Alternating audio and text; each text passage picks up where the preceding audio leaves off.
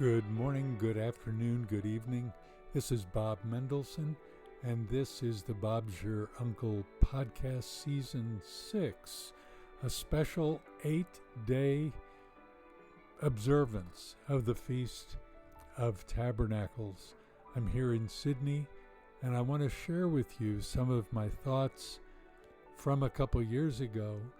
I think they'll be significant for you in understanding what the holiday of Sukkot or sukkah is all about.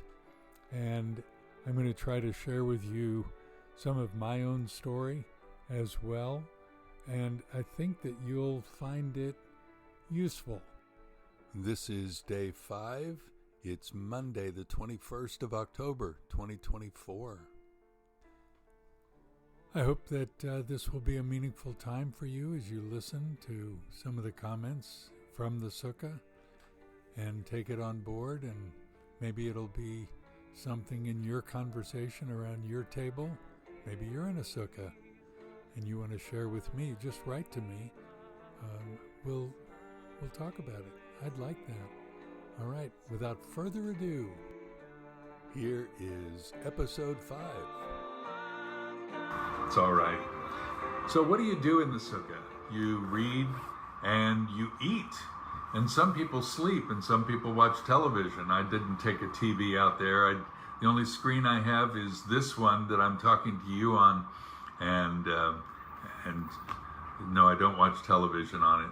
Now, it would be a test if the Kansas City Chiefs were playing and I had to watch and be in the sukkah, but I can negotiate time a little better with that. All right, so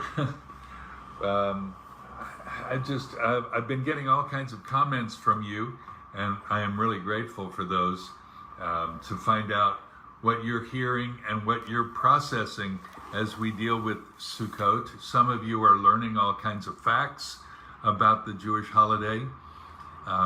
There was a quote that is in the book of Amos, the prophet Amos, and it's pretty remarkable in light of what happened to me overnight.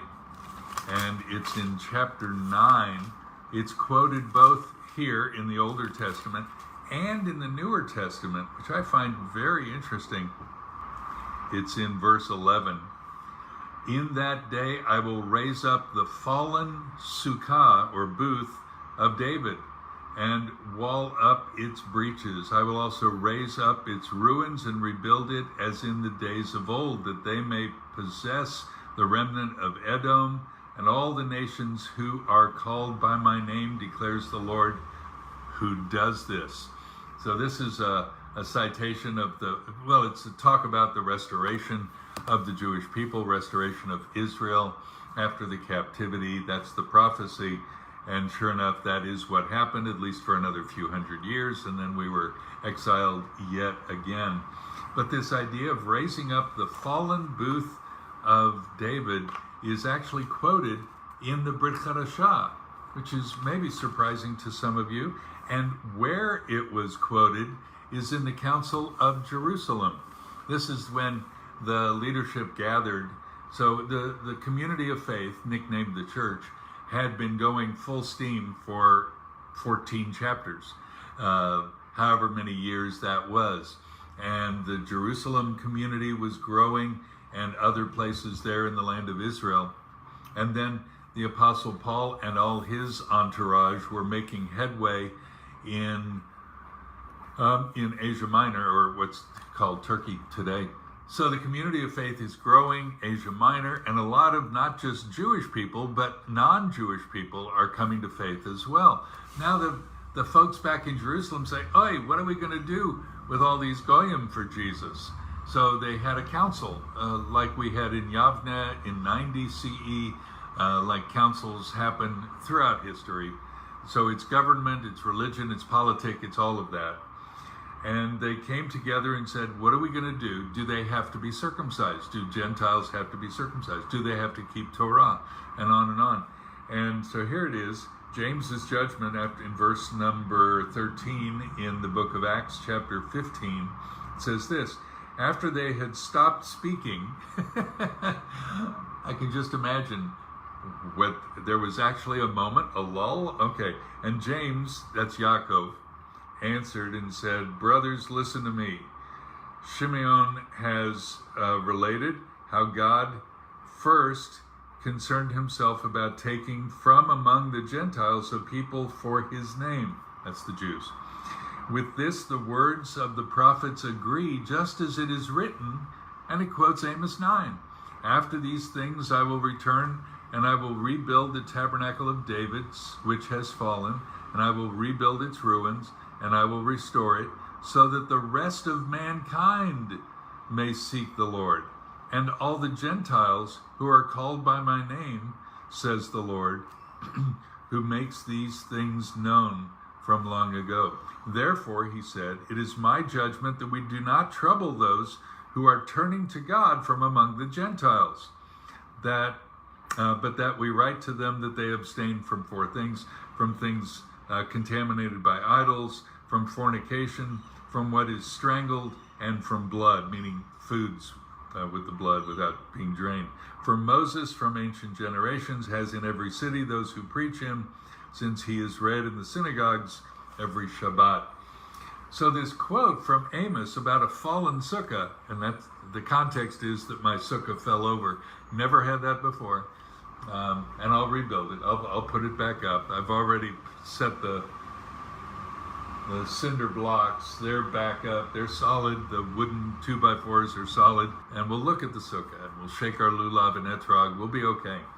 This is chanted, by the way, in Birkat Hamazon, the grace after meals as well. It's kind of neat how this is so important. It's not only a prophecy from the Jewish Bible, from the Hebrew scriptures, but also from the Newer Testament, where they draw from it and say, God wants all the nations to come in. Now, we started talking about that yesterday in light of Sukkot, that there were 70 bulls offered by the Jewish people. That's one for every nation. And in Zechariah, this is one more Older Testament quote that I'm going to give you today, and then we're going to read Ecclesiastes, as is our custom. Zechariah, you might have said. And it's chapter 14. God will battle Jerusalem's foes. This is pretty exciting stuff. The end of any prophet is always exciting. I've been studying Habakkuk on my own and finding it rich, and the end of that is really great. But here we go. Zechariah chapter 14. "Behold, a day is coming for the Lord when the spoil taken from you will be divided among you, for I will gather all the nations against Jerusalem to battle, and the city will be captured, the houses plundered, the women ravished, and half of the city," this is terrible, "exiled. But the rest of the people will not be cut off from the city. Then the Lord will go forth and fight against those nations, as when he fights on a day of battle." Boy, you don't want to be on the wrong side when God says, "I'm going to battle against one nation or another." "On that day, his feet will stand on the Mount of Olives," that's in Jerusalem, "which is in front of Jerusalem on the east." And I don't know if you've been to Jerusalem. Certainly the Mount of Olives right up the hill from the eastern gate is a prestigious place. It's the greatest place to be buried because Messiah is going to come through the eastern gate. So you want to be there at the resurrection. That's why so many, and I mean the prices for those plots, you could plot from what it is. "And the Mount of Olives will be split in the middle from east to west by a very large valley, so that half the mountain will move toward the north and the other half toward the south." That's outrageous. You know, most fault lines in the globe, you can ask seismologists, call your local seismology club and say, in what direction do most fault lines run? And they'll say that the majority, way over the top, are the fault lines run north-south. So if an earthquake happened, then east would go this way and west would go that way. But that's not the way it was here. And what have they discovered? Seismologists have discovered under the Mount of Olives an east-west fault line. Now, who could have known that? Zechariah was not a graduate of the Jerusalem Seismology University. So what does it say? Verse 5, you'll flee by the valley of my mountains, for the valley of the mountains will reach to Azel. Yes, you will flee just as you fled before the earthquake in the days of Uzziah, king of Judah. Then the Lord, my God, will come, and all the holy ones with him. I don't know what that's going to look like, but at the very culmination of time, God somehow will himself appear, and all the saints, meaning all the Older Testament and Newer Testament followers of God, will be there. This is pretty great. In that day, there'll be no light. The luminaries will dwindle. He's talking about the sun and the moon. So nature will change. Not only will we have an earthquake in Jerusalem, and God will fight for his own namesake against all the nations who fight against Jerusalem, but there'll be no more light. Not the natural lights that we know. For it will be a unique day, I'd say, which is known to the Lord, neither day nor night, but it will come about that at evening there will be light. So something's going to change right then. And in that day, living waters will flow out of Jerusalem, half of them toward the eastern sea, and the other half toward the western sea. It will be in summer as well as in winter. So whenever it happens, buckle your seatbelt. This is going to be awesome. And what else is going to be happening? In verse 9, and the Lord will be king over all the earth. And that day the Lord will be one, and his name one. And we sing that at the end of major prayer services, certainly in the Musaf and lots of other times. Adonai lemelech al kol haaretz bayom hahu yiyeh Adonai echad u'shemo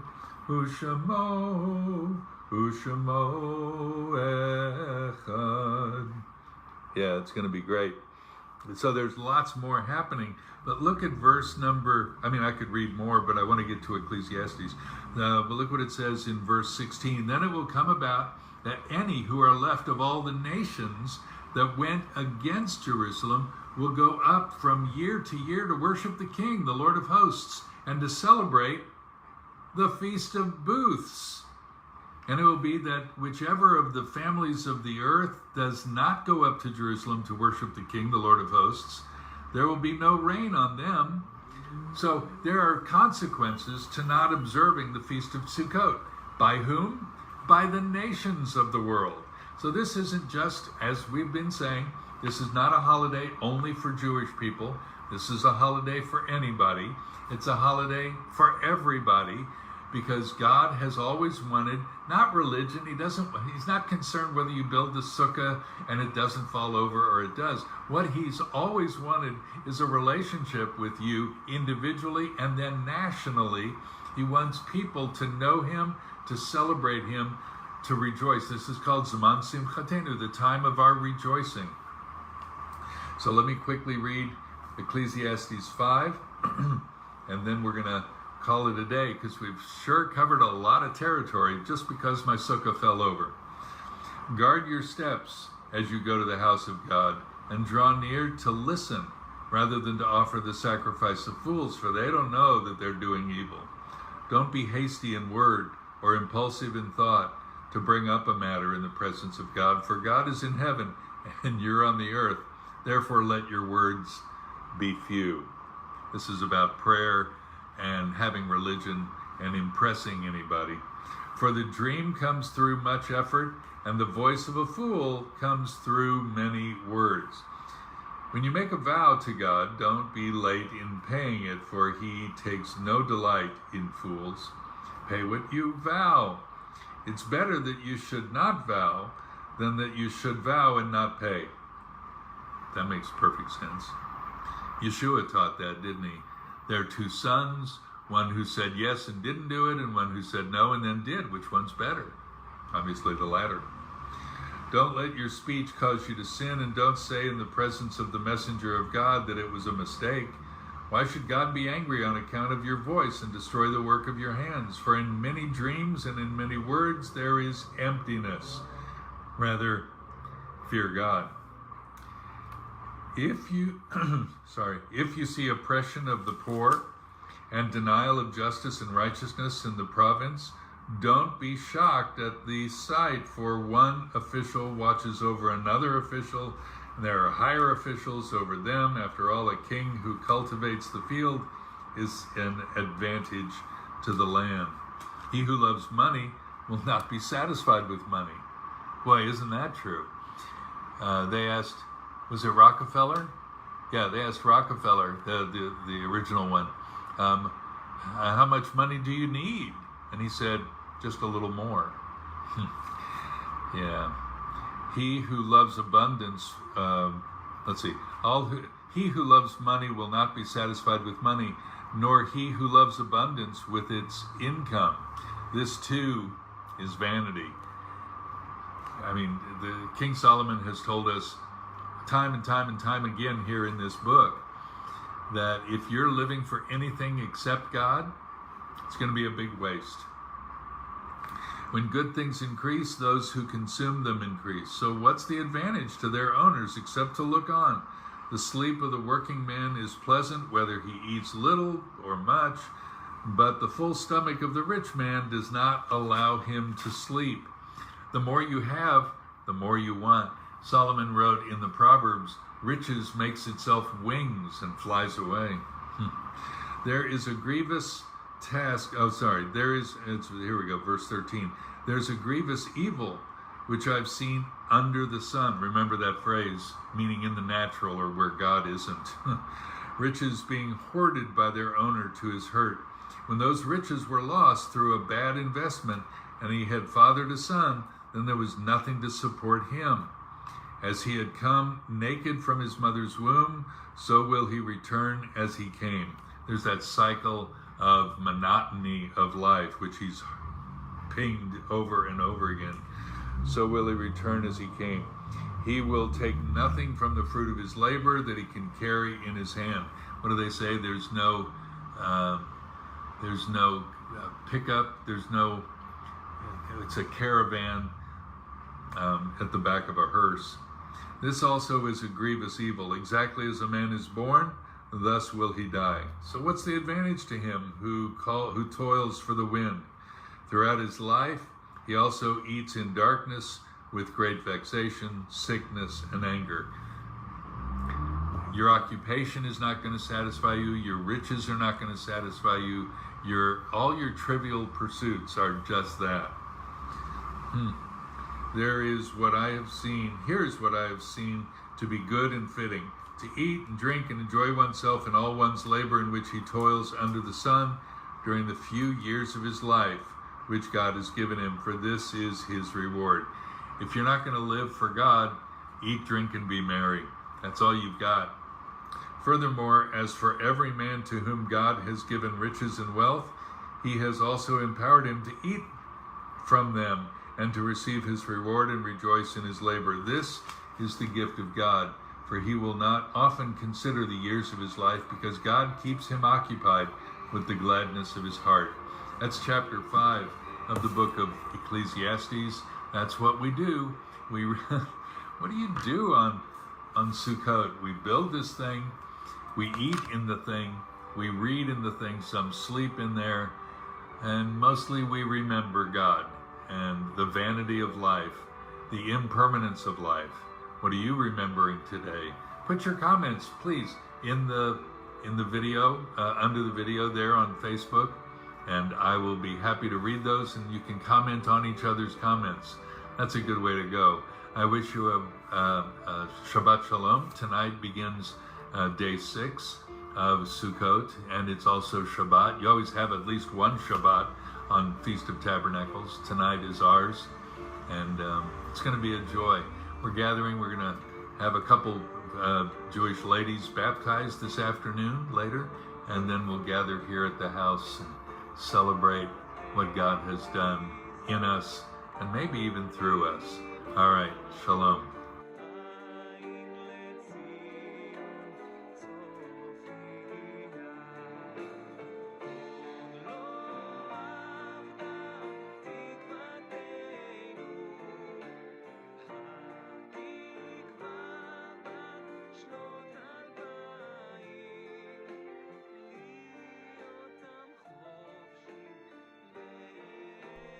tell me what you think. You could comment to me on the Bob's Your Uncle podcast on Facebook. You could email me, bobmendo@aol.com. That's old school. That'd be fine. Instagram, wherever you're listening, wherever you're participating with us. I'd value that. And I hope that you'll ponder your life and process that for yourself, even today. Hey, have a great rest of the day. Talk to you tomorrow. Shalom.